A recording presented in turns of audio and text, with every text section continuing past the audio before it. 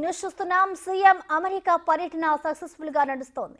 పెట్టుబడుల లక్ష్యంగా సాగుతున్న ఆయన టూర్లో పారిశ్రామికవేత్తలు తెలంగాణ ప్రభుత్వం శరవేగంగా ఒప్పందాలు కుదుర్చుకుంటున్నారు. తెలంగాణలో పెట్టుబడులకు బయోఫ్యూయల్స్ తయారీ సంస్థ స్వచ్ఛ బయో గ్రీన్ సిగ్నల్ ఇచ్చింది.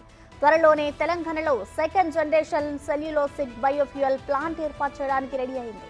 ఇందులో భాగంగా తొలి దశలో 1000 కోట్ల రూపాయల ఇన్వెస్ట్మెంట్ చేయనుంది. దీంతో 500 మందికి ఉపాధి లభిస్తోంది. ఇందులో ప్రత్యక్షంగా 250 మంది, పరోక్షంగా 250 మంది లబ్ధి పొందనున్నారు. సీఎం రేవంత్ రెడ్డి బృందంతో స్వచ్ఛ బయో చైర్పర్సన్ ప్రవీణ్ పరిపాటి చర్చలు జరిపారు.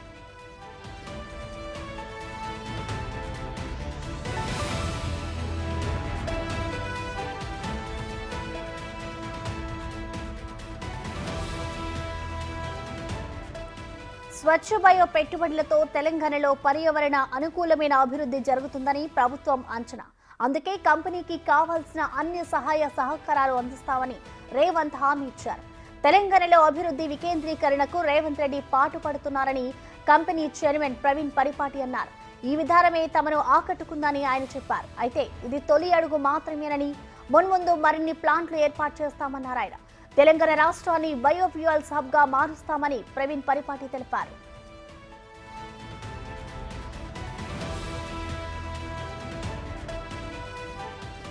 మరోవైపు ఆర్సీఎం కంపెనీ కూడా తెలంగాణలో తమ కార్యకలాపాలను విస్తరించేందుకు ఒప్పందం కుదుర్చుకుంది.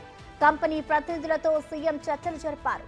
వచ్చే 2 నెలల్లో హైదరాబాద్ లో 500 మంది అత్యాధునిక సాంకేతిక నిపుణులను ఆర్సీఎం కంపెనీ నియమించుకోనుంది.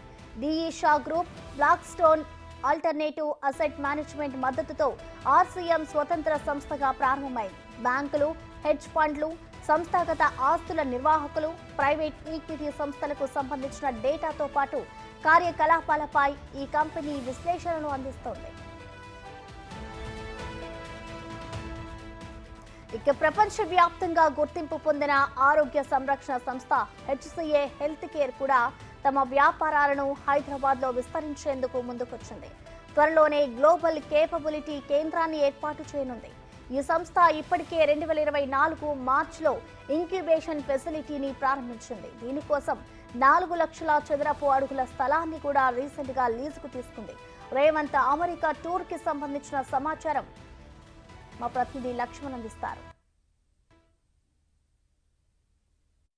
తెలంగాణలో పెట్టుబడుల కోసం సీఎం రేవంత్ రెడ్డి గారు మరియు శ్రీధర్ బాబు ఐటీ మినిస్టర్ గారు ఇక్కడ పెట్టుబడుల వేట జరుగుతూ ఉంది. గత కొద్ది రోజులుగా ఈరోజు వారి కొన్ని కంపెనీస్ మీట్ అయ్యారు. ప్రత్యేకంగా ట్రైజన్ టెక్నాలజీస్ వాళ్ళతో MoUs understanding memorandum of understanding జరిగింది. 1000 ఎంప్లాయీస్ వరకు కూడా 6 monthsలో కార్యకలాపాలు స్టార్ట్ చేయడానికి చూస్తున్నారు. 1000 ఎంప్లాయీస్ వరకు కూడా రిక్రూట్మెంట్ చేయడానికి చూస్తున్నారు.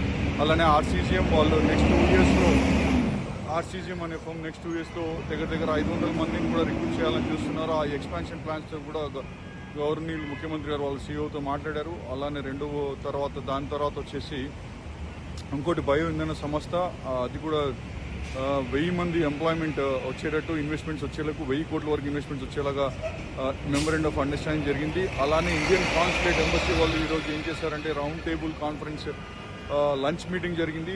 రేవంత్ రెడ్డి గారు చాలా మంది సీఈఓస్తో lunch meeting, round table conference జరిగింది. అందులో కూడా బహుశా చాలా అనౌన్స్మెంట్స్ ఇంకా రావాల్సి ఉన్నాయి. ప్రస్తుతానికైతే మనం వెయిట్ చేస్తూ ఉన్నాము. లాస్ట్ థింగ్ ఏమైందంటే రేవంత్ రెడ్డి గారు వాళ్ళే క్రికెట్ అందుల టీం, ఇండియన్ క్రికెట్ అందుల టీంతో వారితో కూడా ముచ్చటిచ్చారు. వాళ్ళని ఎంతగానో పొగిడారు రేవంత్ రెడ్డి గారు. సో చాలా బిజీగానే నడిచిందండి రేవంత్ రెడ్డి గారికి. 3-4 అగ్రిమెంట్స్ జరిగాయి. ఇంకా వేరే అనౌన్స్మెంట్స్ కూడా రావాల్సింది. లంచ్ రౌండ్ టేబుల్ కాన్ఫరెన్స్ అయింది చాలామంది సీఈఓస్తో. సో బేసికలీ ఈ మీటింగ్ తర్వాత రేవంత్ రెడ్డి గారు ప్రత్యేక విమానంలో వాషింగ్టన్ డీసీకి వెళ్తున్నారు.